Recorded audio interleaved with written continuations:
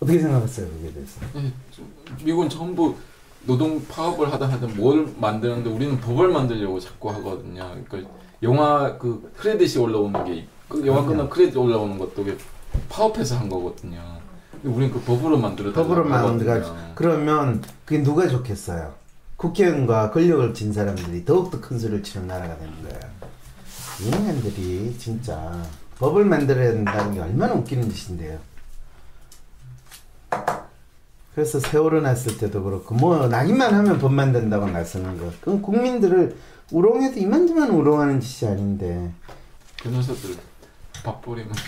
변호사 밥벌이도 요즘에 그러니까 변호사가 일을 제대로 못하니까 아까 그거 진짜 변호사들이 제대로 자기가 일을 하려면 일이 엄청 많이 있어요. 네. 변호사가 법으로 접근하기가 쉽지 않은 건 아는데 얼마든지 제대로만 하면 할 수 있는 게 되거든요. 네. 근데 안 하더라니까요, 보니까.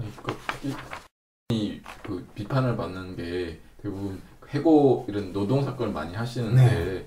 너무 많은 사건을 하시다 보니까 근데 반대 회사들은 이런 데를 써가지고 변호사 한 대여섯 명씩 최소 대여섯 명씩 투입을 네. 하고 1년을 준비하고 그럼요. 논리를 개발하고 하는데 그런 걸 절대 하지 않아요. 그냥 정의관념으로만 네, 이렇게 이룰 수 있냐 이것만. 그러니까 더 웃기는 건요. 논리를 스스로 못 만들어내요. 그러니까 그런 사람 변호사들만 또 일해. 왜 어차피 그건 자기가 돈을 받고 하는 일이 아니니까. 내가 그랬어. 아니 돈을 받고 제대로 일 좀 하라고. 논리를 못 만들어. 그래서 만들어주는 그걸 다 만들어주는 거예요. 교육을 받은 적이 없어요. 네. 법대는 그런 교육을 하지 않아. 그래서 내가 든 생각이 내가 오죽했으면요. 그래서 변호사를 바꿨어요. 근데 판사 출신 변호사도 뭔가 어설퍼 나중에 만든 게 그래서 2심 가서 또 졌어.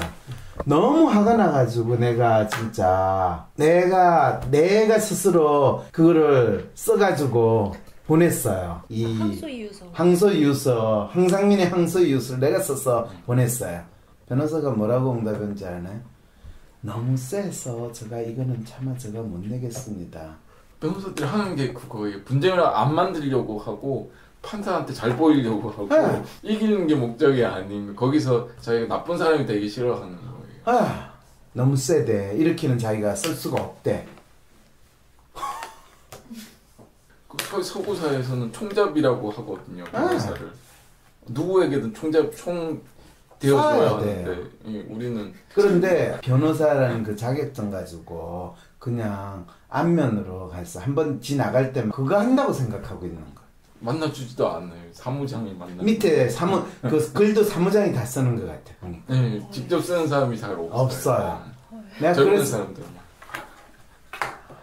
그게 사실은 그나마 지금 직접 쓰기 시작한 게 로스쿨 되고 나서 이제 할 수 없이 한데 판사 검사 출신들은 안 해요. 그래서 이게 돈의 문제가 아니라 이 인간들이 일하는 법을 모르는 인간들이고 변호사구나. 법원 가가지고 벅벅대고 할 이야기를 전혀 안 하는 거 보면서 한 10년 몇 년 전에 어떤 재벌 사모님이 변호사한테 하고 전화하는데 변호사한테 거의 집안 하인 부리듯이 전화를 하는 걸 옆에서 지켜보면서 저분이 아니 변호사를 완전히 집안 똥개치게 받으시 하더라고요. 그래서 큰 사건이라서 그런가 했더니 정확하게 그분이 전화 끊고 나서 끊겼어. 변호사라는 것들은 이렇게 이야기하는 거야. 그래서 재벌 사모님이라서 그러신가. 그런데 직접 겪어보니까 이 인간들은 나 이렇게 이야기하면 저도 공감. 네, 교수들을 사람들이 교수라고. 근데 교수면 이제 교수라서면 존경하고 뭐 그런 사람들이 없기 때문에. 근데 나는 그거에 대한 자부심을 내가 하는 일에 있어서 누구보다도 난 잘해야 된다는 그 자부심으로 살았기 때문에 그런 걸 접할 때마다 갸우뚱갸우뚱했고 다 교수들이 쓰레기라는 생각을 나도 동시에 가지기 시작하는 어느 순간부터 이게 뭔가가 이상하다. 뭐가 잘못됐는가 고민을 똑같이 하게 되는 거예요. 그래서 그런 실없는 소리 하지 말아요. 네. 자 빨리 아까 시작했나요 우리? 안 했습니다. 이거 뭐 네 시작하겠습니다. 자 안녕하세요. 황상민의 심리상담소 2018 시작하겠습니다. 네, 와. 이제 아시죠? 네. 예. 뭘요? 네, 둘리입니다. 네. 사로입니다. 그런데 둘리 씨를 내가 볼 때마다 왜 내 목소리에 톤이 올라가거나 아니면 약간 열이 받거나 그런 마음이 들까요? 박사님 근데 조심하셔야 되는 게 네. 요즘 물 한 번 잘못 던지면은 네. 아주 집안이 흔들리거든요. 그렇죠. 네. 어떤 일을 가지고 지금 이야기하시는지는 아시죠? 네. 그 조현민 전무가 물 뿌린 이후로 네. 지금 이제 네. 경찰이랑 관세청이 한진을 이제 압박하고 있거든요. 무슨 압박을 해요? 한진을 압박하면 뭐 비행기 경락고를 막 밀어가지고 비행기를 옮긴다는 거야? 막 압수수색을 하고 관세청에서 압수수색 갑자기 나오고 아, 관세청에서 압수수색 어디에요? 그 대한항공에? 일가 집에 찾아가서 이 무슨 명품 이런 걸 밀수한 게 있는지 압수수색을 했다고 네. 하더라고요. 그 관세청이 누구 집에 가가지고 압수수색을 하고 명품을 밀수했는지 그래도 되는 거예요, 이 나라에서? 권한은 있는데 지금까지 써본 적이 없었던 것 같습니다. 아니 그럼 관세청이 그 한진 집안을 수색할 영장을 받았다는 거야? 네. 네. 왜냐면 제보가 있었거든요. 그 갑질 이후에 예. 그 단톡방이 있었대요. 어떤 단톡? 그 대한항공 직원들 사이에 그 비리랑 그 갑질에 대해서 제보하는 단톡방 그 방에서 이 탈로 얘기가 나온 거예요. 네. 드디어 얼들의 전쟁이 시작됐군요. 네, 그래서 그 제보를 막 한 거예요. 그렇죠. 그 말은 뭐냐 하면 대한항공 직원들을 야 대한항공에 있는 사람들은 이 단체방에 들어와라. 그건 되게 노조에서 하겠죠. 네, 그 노조는 어떤 노조인지 알아요? 몰라요. 박창진 사무장이 압박을 받을 때 노조에서 좀 도와주세요 그랬더니 넌 노조원 아니야 이래가지고 안 도와준 노조예요. 그 노조가 웬일이에요, 그러면? 그런데 박창진 사무장이 당할 때는 네 혼자 당했다 이렇게 됐는데 지금 조전무가 물 뿌린 그 대상은 대한항공 직원이에요 아니면 외부 직원이에요? 외부 직원이요. 그렇죠. 근데 외부 직원을 위해서 대한항공 노조가 나온 거야. 굉장히 정의감 있는. 진짜 정의감이 있는 거예요. 이게 어떻게 벌어졌느냐 하면 어느 일가의 불법행위라고 생각할 수 있는 거 신고해 주세요. 네. 그러니까 이게 항공회사 오너들이 할 수 있는 거 뭐가 있을 수 있겠어요? 뭐 그런 밀반입? 이런 밀반입. 거? 네. 그렇죠. 밀반입. 세관 통과 안 하고 공항에서 쓱싹쓱싹 할 수 있는 거 네. 많이 하잖아요. 그렇죠. 그렇죠. 태블릿도 막 훔쳐왔대요. 이 직구로도 살 수 있는 것들. 배추하고 뭐 체리 이런 것도 했다는데 체리도 백화점 가면 있는데 이 미국에서 체리 피킹 한 다음에 그게 백화점 마트에 딱 나오려면 시간이 어느 정도 걸려요? 농약 때문이구나. 이제 아셨죠? 신선한 체리를 먹어야 되는구나. 그렇죠. 부자는. 오래 살아야지. 그래서 그거를 돈 때문이라고 생각하면 찌질하지. 그럼 태블릿은 왜 그러지? 태블릿은 애플이 대한민국의 1차 출시국으로 삼아야 안 삼아야? 안 삼죠. 그렇게 되면 얼리 어답터. 그렇죠. 얼리 어답터. 좀 뭘 단어를 안 해. 제가 좀 중요한 단어들을 제가. 그렇군. 네. 그러니까 주인분들이 그렇게 하면 그거를 또 두 눈 뜨고 못 보겠다는 이 노예들이 고자질을 하는 방을 만들었어. 네.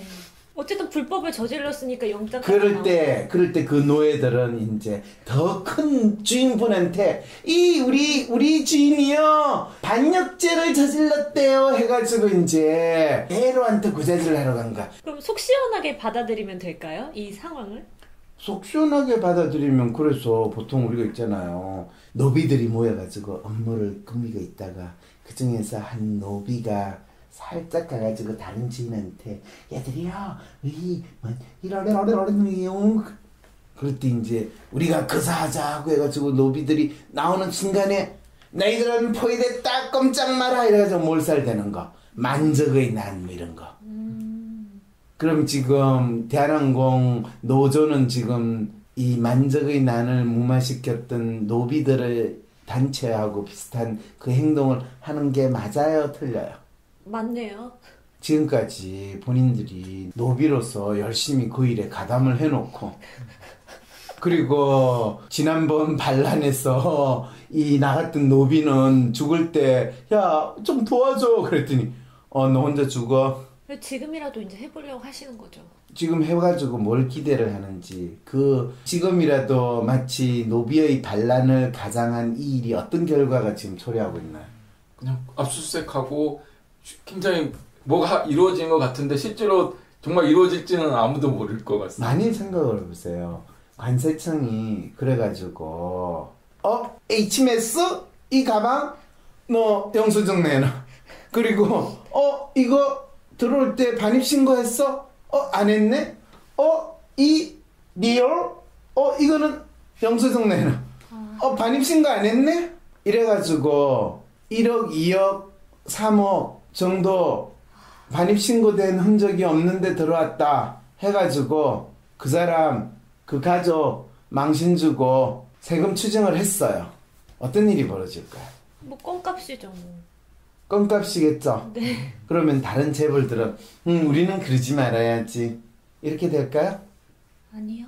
그럼 어떻게 되죠? 오늘 뉴스에 보면 방음벽 예, 방음 공사를 하겠죠. 소리가 나가서 갑질이 논란이 됐으니까 소리를 아니 안 그거는 나보내겠다. 간진 집안이야 이거. 다른 S 집안, C 집안, D 집안, K 집안 이런 데는 어떠냐는 거예요. 신경도 안 쓰겠죠. 껌값인데 들켜도. 자기 일이 역시. 아니지 않습니까? 지금 당장은. 역시 파충류와 노비의 심리를 사시는 분들은 다르네. 그분들은 다시 아이고 권력의 눈밖에 나는 일은 더욱더 하지 말아야지. 오. 우리 노비들한테 터집다 필 일은 더욱더 하지 말아야지. 노비들을 작살내는 건 노비를 통해야지. 결코 주인이 직접 나서는 일은 없도록 해라. 노비 학살이 시작되겠네요. 그걸 노비 학살이라고 보세요. 네. 네, 학살은 안 가요. 더욱더 교묘한 노비들을 이 운용책을 마련하게 되고요. 더욱더 권력을 가진 자와 끈끈한 유대감을 가지시게 되겠죠. 근데 저는 이거 제일 이해가 안 갔던 게 이 탈루가 하루 이틀 일도 아닌데 국세청이 왜 이제서야 처음으로 이 수색을 하는 게 전 너무 의외더라고요. 그렇죠. 그럼 뭘 뜻하는가요? 그동안에는 알고 있었을 텐데. 그럼요. 그렇게 이제 와서, 되면 예. 이제 왔어 이렇게 한번 하고 나면 다음번에 뭐 탈루가 있든 없든지 관계없이 한진에서 또 한진뿐만 아니겠죠. 아시아나도 있고 또 갸들도 있고 이 모든 항공사 관련된 집안에서 관세청, 경찰을 대하는 걸 어떻게 하겠어요? 더 잘 모시려고. 깍듯하게. 깍듯하게. 네. 누구를 위해서 종을 울렸나? 권력을 가진 네. 집단들, 국가 기관들이 더욱더 권력을 행사할 수 있는 놀라운 기회들을 노비들이 만들어준 그런 상황이 되는 거죠. 사학재단들을 몰아내가지고 뭐 설립주 가족이 사학에서 손을 떼게 한다 뭐 그렇게 네, 한 적이 상지대. 있었죠. 그렇죠. 상지대도 있고 세종대 뭐. 세종대 있었고 그 다음에 조선대 있었고 뭐 전국에 많았어요. 네. 그래 손을 떼가지고 다 정리가 됐어요, 안 됐어요? 그리고 야금야금 다시 돌아온 학교도 있었어요. 그렇죠. 소위 말해서 사학재단이라는 것도 재단이라는 것도 그랬는데 어쨌든 일반 사기업이에요. 점점 조연아 씨도 돌아오지 않습니까? 몇 년 만에 네. 다시 얼마든지 돌아온다는 거예요. I will be back 이렇게 되는 거죠. 그리고 그 사이에 더 돈독해지는 것은 그 기업들을 관리 감독하고 이 사회의 법 질서를 지킨다는 명목으로 권력을 행사하는 그분들의 기업에 대한 지배, 국민들에 대한 통제 이거는 더 멋있어지는 거죠. 그러면은 그 첫 번째 노비로 살지 않겠다라고 반란을 일으켰었던 그분 박창린 사무장요. 네. 근데 그분이 처음에 본인이 부당한 대우를 받았다. 그리고 도와주세요라고 할 때 노동조합 자체에서 도와주지 않았던 거. 그런 측면에서 본다면 노비의 종류도 상당히 다양하다라는 건 알 수 있겠죠, 그죠? 네. 그럴 때 실제로 한 노비가 이 주인과 주인 집안하고 직접 다이다이로 붙었을 때, 어떤 노비도 도와주지 않아요. 진짜 어쩌면 가장 간절하게 이 같은 동료 노비들의 도움이 필요할 때, 네, 그쵸. 황모 교수가 연대에 잘렸을 때, 그 동료 교수들이 거기에 대해서 공감하고 도와주는 목소리를 하나도 내지 않았을 때, 황모 교수도 아무 이야기 안 했어요. 박정민 사무장도 아무 이야기 안 했어요. 왜?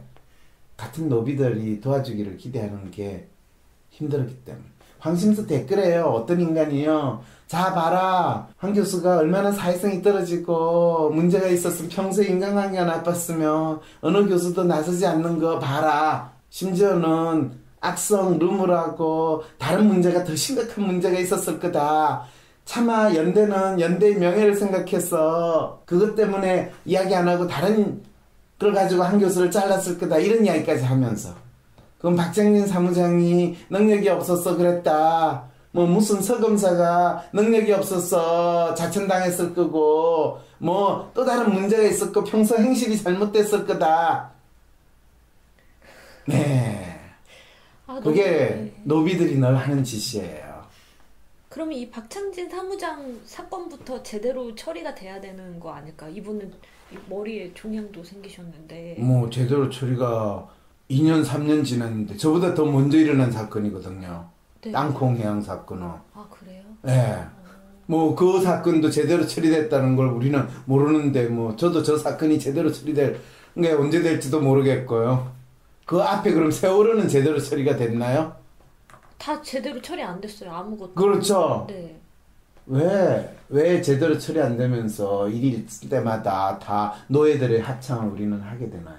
그때 법을 만들어야 된다. 세월호 법 만들어야 된다 해놓고 법을 만드니 안 만드니 만들어지는데 제대로 되니 안 되니 결국에 그걸 가지고 국회의원이 됐니 안 됐니 뭐 정권을 잡았니 안 잡았니 이렇게 돼놓고 결국에는 더 놀라운 거는 법이나 권력을 가지고 국민들을 이 부리는 인간들만 논하고 좋은 일 생기고 노예들은 끊임없는 합작 우리 이렇게 되는 거죠. 그러니까 어떤 해답을 다른 데서 찾으려고 나 아닌 다른 법이나 뭐 다른 동료나 이런 데서 찾으려고 해서 그런 건가요? 몰라요. 계속 그리고 본인도 문제도 뭔지 모르고 답도 모르는 상황에서 계속 쓸데없는 질문을 계속 내한테 질문도 하냐.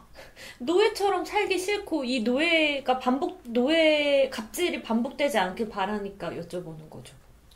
그럼 뭘 질문해야 되는지를 좀 알고 지금 사실은 이 조전무 이슈가 나오고 뭐 그게 심지어는 조전무를 법적으로 처벌해야 되냐 이 사람이 불법으로 이 항공사 임원을 했다 이런 것들이 막 나오고 심지어는 이제 뭐 몰래 관세도 안 물고 회장님이 술도 빼돌리고 그랬다 이런 걸 나올 때 그리고 심지어는 그 빼돌린 술로 회장님이 관세청에 협찬했다. 얼마나 극진히 이렇게 관리가 들어갔는지 알겠네요. 알겠어요? 네. 네, 발렌타인 30년 그런데 그거 시중에서 사려면 거의 100만 원에 가깝대요. 그러니까 그거를 한 깨짝씩 그 모임에 갖다 줘봐요. 다들 뭐 면세가로 사면 얼마인지를 아니까 또 또 회장님이 또 잘 빼돌렸구나 이렇게 알까요 모를까요?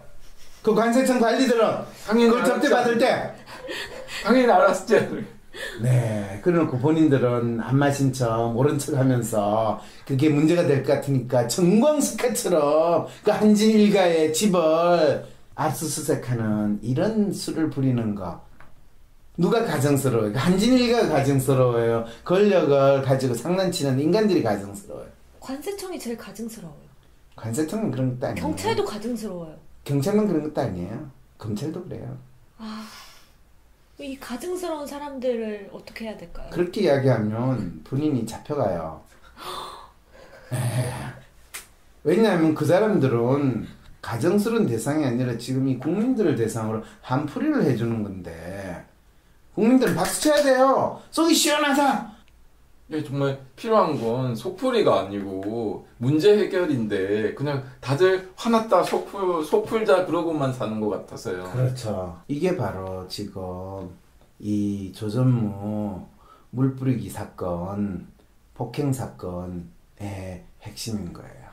우리가 이 사건에서 문제를 뭐라고 보고 있는가, 무엇을 기대하는가, 어떤 변화가 있기를 기대하는가, 그걸 알지 못한 채로 그냥 잘됐다 이 기계에 재벌 망하는 꼴이나 보고 거기서 망할 때 내가 재벌이 못됐으니까 내가 재벌이 못됐을 때는 다른 재벌이 망하는 게 얼마나 내 한을 풀어주는데 지금 그 일에 우리는 국가 권력을 동원해가지고 이 내 한풀이를 하게 될 때 어떤 결과가 초래되냐 하면 우리는 더욱더 국가 권력의 노예와 같은 더 큰 주인님을 모시는 그 마음으로 살아야 되는 상황이 되어버리는 거고 그리고 그럴 때마다 무슨 일이 생길 때마다 더욱더 사람들은 법을 만들어야 되고 법을 내세워가지고 사실은 법이 아니라 이거는 막무가내 권력을 행사해가지고 한풀이를 하는 상황이 벌어지는 거예요.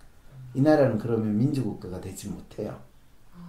이 어리석은 군중들을 누가 잘 조절하는가, 누가 잘 여론을 조작하는가, 누가 잘 여론이라는 이름으로 군중들을 세뇌시키느냐, 그걸 잘하는 사람들이 권력을 잡는 나라가 되고 만다는 거예요. 정말 그런 것 같아요. 민주주의라고 하는 게 시민이 똑똑해야 시민 스스로 문제를 해결하는데 우리는 자꾸 똑똑한 사람, 정치인이 똑똑해야 되고 국가가 똑똑해야 되고 그것만 바라는 것 같아요. 그러면 드루킹 사건도 이렇게 봐야 되는 걸까요? 저는 여론 조작, 댓글 부대, 그게 이 노예의 마음으로 살고 있는 노예라고 하면 안 된다고 했죠. 노비의 마음으로 살고 있는 우리 모두의 생각을 얼마든지 조작할 수 있고 바꿀 수 있다라는 그 생각을 가지고 그걸 통해서 권력을 얻고자 하는 다양한 사람들의 또 다른 한 그룹일 뿐이다라는 거. 그게 드루킹 사건 전에 뭐가 있었어요? 국정원 댓글 사건. 국정원 댓글. 국정원 댓글은 언제 했어요? 선거 지난 대선 때. 지난 대선에 했죠. 네. 저희 지난 대선 MB 때는 없었을까요? MB 수사 과정에서도 나왔다고 들었어요. 그럼요. 지불놀이 할 때 꼭 타는 불만 가지고 한 게 아니었어요. 정말 궁금한 게 지금 댓글 공작이 이루어진 과정을 보면 고발한 사람들 오히려 민주당이고 이 드루킹이라는 사람이 공격한 사람은 문재인 대통령하고 그렇죠. 민주당을 공격했는데 그렇죠. 이상하게 자한당이 막 여론 조작했다고 자한당이 원래 공격하고 싶은 사람을 공격을 해줬는데 네, 자한당에서는 반가운 거 아니에요, 드루킹? 그러게요. 드루킹 고맙다고 이야기를 해야 되고 드루킹을 그래서 고마움을 표시하려고 자한당이 이 교도소를 찾아갔대요. 그런데 자한당이라고 처음에는 변호사 왔다니까 반갑게 맞이했는데 자한당에서 왔다고 그러니까 드루킹이 또 자리를 박차고 나갔대요. 그러니까 이게 지금 누가 적인지 아군인지 알 수 없는 데다가 더 웃기는 거는 사실 자한당은 노비의 심정이지만은 한때 노비를 부렸던 주인이잖아요. 그래도 지금은 노비가 됐지만은 그러니까 주인은 옛날 내가 주인이고 지금은 노비니까 같은 노비의 심정으로 네 어려운 사정 아니까 어떻게 이야기 좀 잘해보자. 그래서 우리 너희 옛날 주인인지 아니면 너희 옛날 같은 노비로서의 동료인지 이거를 좀 공격을 하거나 우리 좀 뭔가 비밀을 좀 공유하자 이런 마음으로 찾아갔을 거 아니에요. 그렇죠. 그런데 같은 노비가 찾아왔으면 서로 반갑게 인사를 해야 되는데 사실 내가 주인이 아니고 노비거든. 그러니까 박차고 나가버린 거예요. 왜냐하면 그 드루킹은 지를 부리던 주인이 오기를 기대를 했지 않았을까요? 네. 주인이 눈치를 알 수 없는데 그러면 누가 드루킹을 부리던 주인이었을까요? 드루킹의 멤버인 주인이 따로 있는 건가요? 아니면 그 김경수 의원 드루킹의 주인인 거예요. 근데 김경수 의원한테 드루킹이 야 내가 도와줬으니까 오사카 총영사 시켜줘. 그런데 안 시켜줬다며요. 네. 네. 그러면 주인 아니네요? 주인인 줄 알았는데 노비 대접을 안 하는 주인이 돼버린 게 아닐까요? 일을 했다고 내가 저 생각했는데. 주인을 위해서 열심히 일했으면 내한테 품삯이라도 주든지 뭔가를 줘야 되는데 근데 그게 참 이해가 안 되는 게 또 웃긴 게 김경수 의원 비서한테 드루킹이 돈을 줬다는 거예요. 아니 노비가 주인의 또 다른 노비한테 돈을 주는 이건 또 세상에 무슨 거래예요? 그럼 노비의 주인은 아니네요. 김경수 의원이랑 상관이 없네요.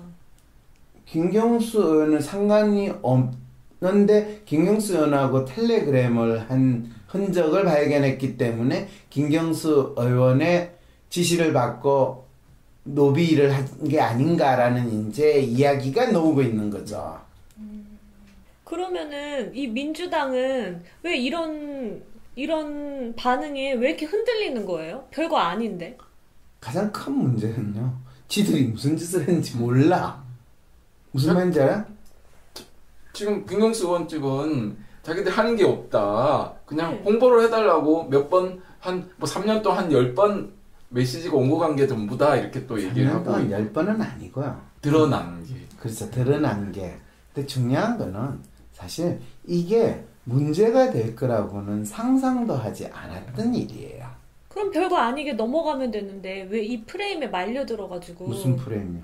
여기 왜 민주당이 그 신고를 했고 자한당이 배우가 누구냐 그래서 막 김경수 의원은 출마할까 말까 하다가 힘들게 출마하겠다고는 했는데 그래도 뭔가 이렇게 국민들이 지지도 많이 해주고 하는데 그게 가장 웃긴 게요. 네. 아까도 지적했다시피요. 이 드루킹 활동을 소위 말해서 경찰의 수사를 의뢰하고 고소를 한 게 민주당이었거든요. 네. 민주당은 어떻게 생각을 했냐면 본인들이 야당에 있을 때는 일단 집권 세력을 공격하면 다 그건 야당이라고 생각할 거 아니야, 그죠? 그쵸. 그럼 본인들이 집권을 하고 났는데 본인들의 일에 대해서 공격을 받잖아요, 댓글로. 네. 그럼 그거는 야당이 했을 거라고 생각해요. 과거에 자신들을 지지했던 사람이 했을 거라고 생각하겠어요. 야당이 했을 거라고 생각하고 고소를 했을 것 같아요. 당연하죠. 그런데 과거에 자신들을 지지했던 사람들이 본인들을 지금 공격하는 상황이 벌어진 거를 알게 된 거죠. 얼마나 당황스러웠겠어요. 그거는 민주당이 옛날에 자기하고 잘 지냈던 여자가 자기를 욕을 하고 다니면 그 여자는 제정신이라고 생각할까요? 미쳤다고 생각할까요? 미쳤다고 생각하겠죠. 그 마음 심리 그 수준에 있는 사람들이라는 거예요.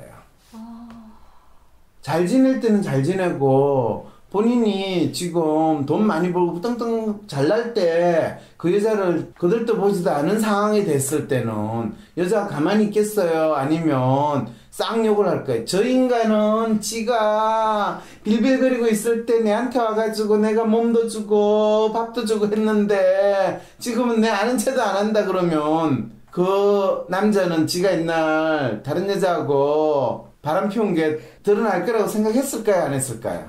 생각 못 했겠죠. 그럼요. 그 상황이 지금 벌어진 거죠. 그러니까 지들이 지금 어떤 상황이 있는지를 모르니까 당황스럽네요. 이렇게 되는 거죠. 그래서 출마하려고 했는데 어떻게 해야 되지? 이래가지고 출마를 중간에 그만뒀다가 며칠 있다가 저 다시 출마를 해요. 이런 그건 정봉주 씨 이야기구나. 이분은 그날 당일날 하겠다고 한 날 어쨌든 했죠. 하긴 했는데 그렇죠. 그 전에 뭐 할까 뭐 말까 이런 소리가 나왔다는 거는 그분의 의사인지 또 그분 주위에 있는 분의 의사인지 또 지가 옛날에 건드린 여자가 뭐 어떻게 하는지 몰라가지고 빨리 좀 파악 좀 해봐라 어디까지 간지 이런 상황인지 알 수 없죠.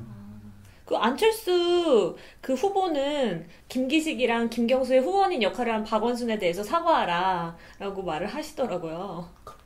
그분은 꼭 우물에서 숙련 참거나 이 종로에서 빰 맞고 한강에서 분풀이하는 그런 행동을 참 잘하시는데 제가 MB 아바답니까? 이렇게 하신 분이잖아요. 그거를 아니 어디서 문 후보가 내가 MB 아바타라는 이야기를 했다는 소리를 들었는데 그게 말이 되는 소리요. 이렇게 물었단 몰라도 갑자기 뜬금없이 그리고 문재인 후보는 점잖은 분이기 때문에 누구 이야기를 뭐 그렇게 가십성을 하실 분도 아니잖아요. 그렇죠. 그리고 재미도 없으니까 MB 아바타 이런 말이 무슨 뜻인지도 모르실 거거든요. 네. 그런 표현을 안 하시는 분인데 왜 나서서 자기가 큰 소리로 그러니까 그거를 이 국민들한테 생방송으로 토론하는데 그런 걸 하실 분이면 진짜 앞뒤 위아래 구분 안 되는 전형적인 특성이잖아요. 그거는 오늘 그 재밌는 포스터도 있었지 않습니까? 자기 포스터 얼굴 밑에 드루킹 이렇게 박아가지고.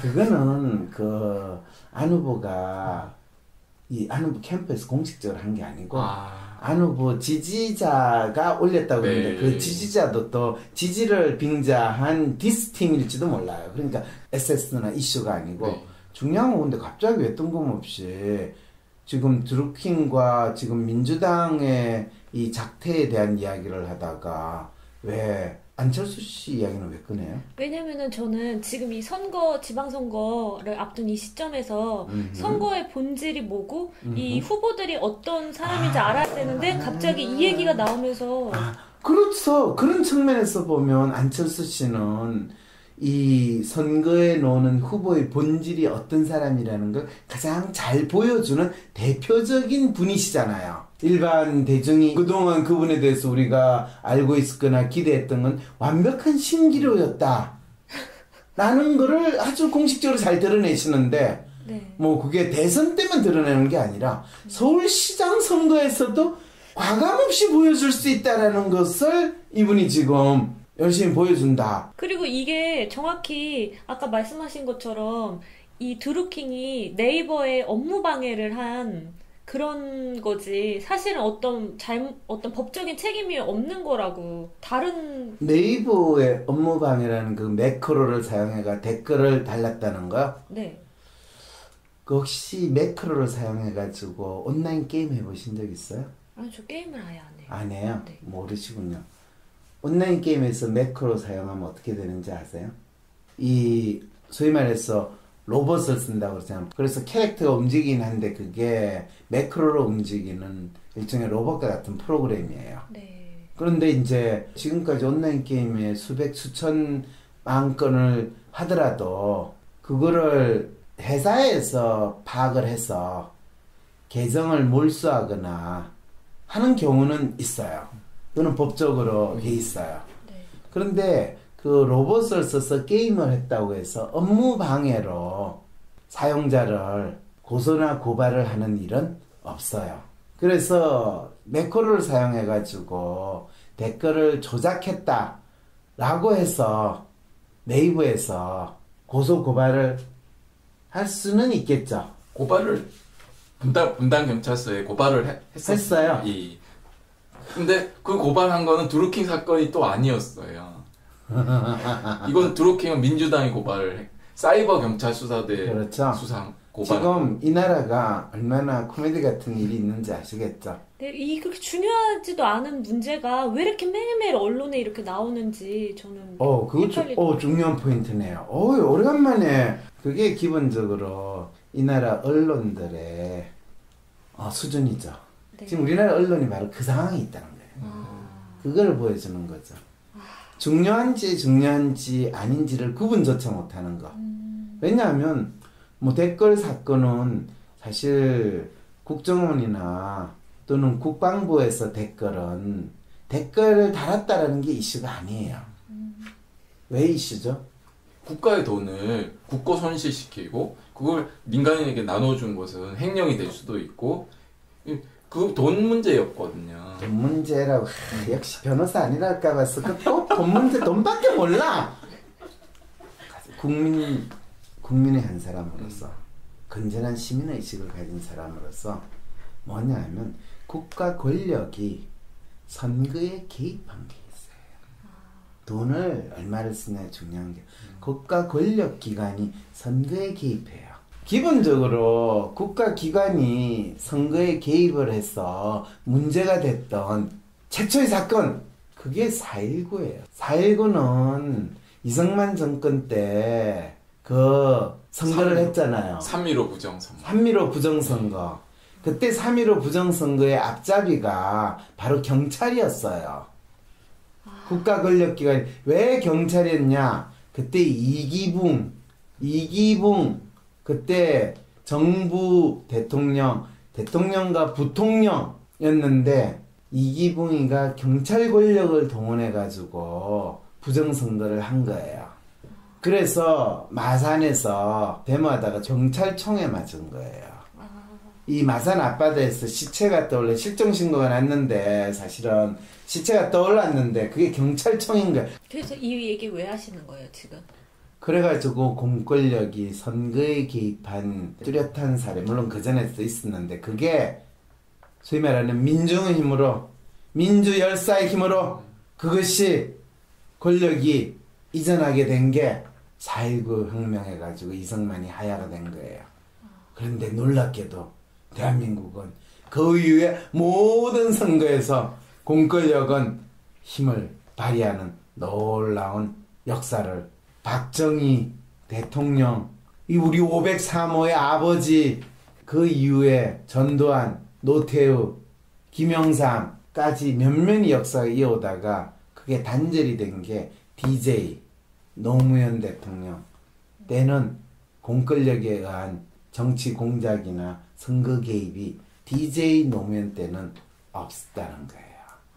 왜? 권력이 없었던 정권 교체가 됐기 때문에.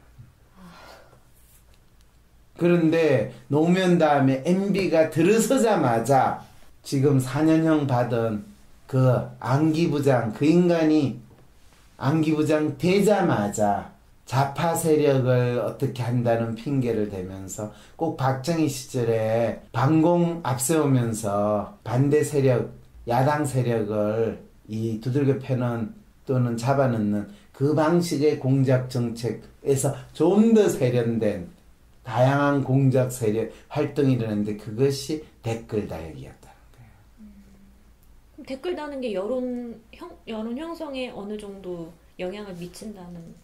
당연하죠. 그래서 댓글을 달면 내 생각이 뭔지 알 수 없고 주인님의 뜻에 따르거나 대세에 따라야지 그것이 옳은 생각이야 라고 믿는 그 수많은 노비들의 마음을 잡는 아주 유용한 방법이라는 것을 MB 시절과 박근혜 시절에 잘 사용해 먹었던 거죠. 그래서 요즘에 이 사건을 계기로, 이 사건을 시작으로 아웃링크법, 인터넷 실명제, 댓글 폐지 이런 말들 다 나오는데. 에휴, 그래요. 그거는 또 뭔가 일이 있으면 그걸로 가지고 법을 만들어 가지고 또다시 권력을 더 강화시키겠다고 하는 인간들이 가지는 가장 유일한 대책이고, 법 만들면 나중에 우리가 권력을 잡으면 더 잘 사용해 보겠다라는 이야기가 되는 거죠. 그런데 실제로 참 재미있게도 첫 번째 민주당이 권력을 자기들이 잡고 나서 자기들도 똑같이 권력을 잡기 위해서 댓글이나 여론 조작을 할 수밖에 없었다라는 것을 처절하게 깨닫게 된 거죠. 왜? 그거는 여권이나 야권이나 가장 기본적인 선거 전략으로 이미 일반화된 방식이 돼버렸습니다.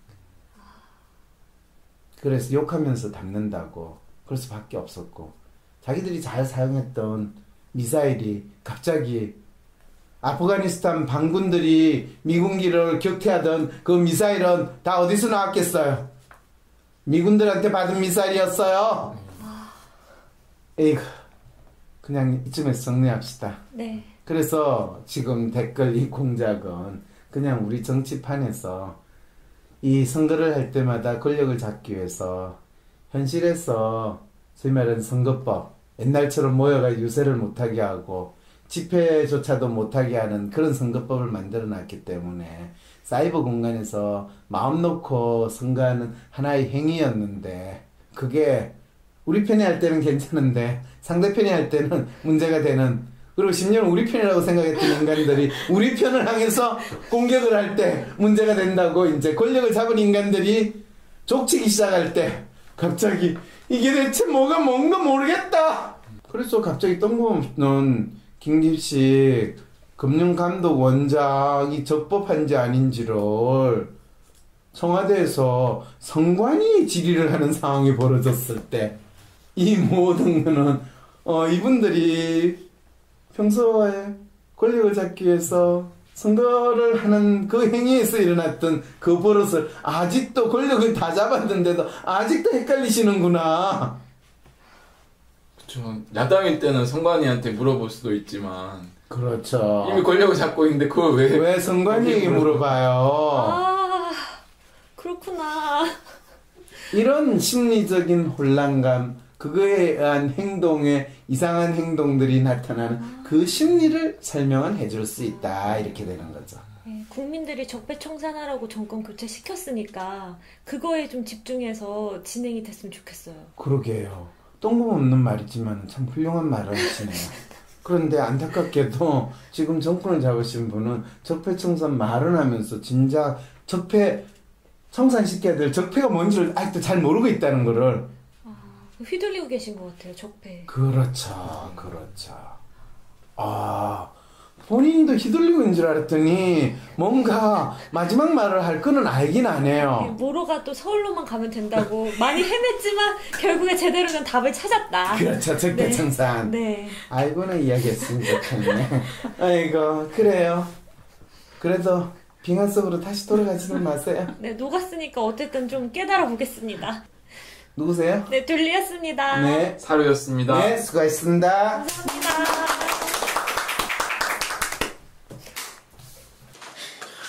진짜 이 집권 세력의 능력이나 수준에 민주당 진짜 얼마나 바본지 알겠죠?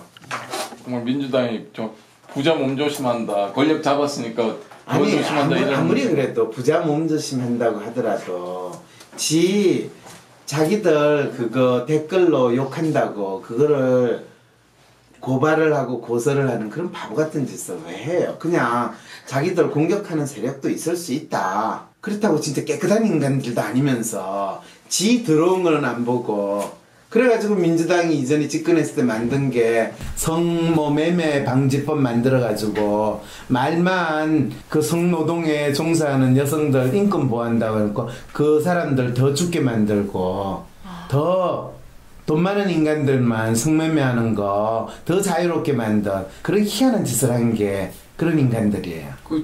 박수님 그 쓰레기 남도 예. 쓰레기 봉투 만드는 게 YS 때 환경부 장관이 만든 쓰레기 봉투 정책인데 네. 그것 때문에 재활용을 한다고 해서 다 국민들이 모아줬던. 맞아요. 그걸 제대로 못하는, 지 능력 없어가 제대로 관리 못하는데 그거를 남 탓을 하고, 이게 참 지금 정권 잡은 인간들의 수준이에요. 그렇다고 지금 뭐 자한당 정권 잡았던 그 인간들은 그러면 제대로 잘한다고 할 수 있냐? 그것도 아니거든요. 그럼 문제는 뭐냐? 문제는 뭐냐? 국민들이 능력 있는 사람이 제대로 일을 할 수 있도록 제대로 못 뽑고 항상 노비의 마음으로 이번 주인 마음 안 들으니까 다음 주인을 바꿔버려. 왜 바꾸는지 제대로 알리지도 않고 아웃! 이러면 되는 줄 알아. 물러나라 이러면 되는 줄 알아. 물을 때도 네가 왜 물러났는데 정확하게 알려주고, 새로 할 때는 니들이 해야 될 임무가 뭔지 정확히 알려주는 게 주인으로 살아야 하는 우리의 임무예요. 그걸 제대로 하기 위해서 우리는 지금 황심서 이 방송을 하는 거예요. 그럼 저희는 둘리! 파충류!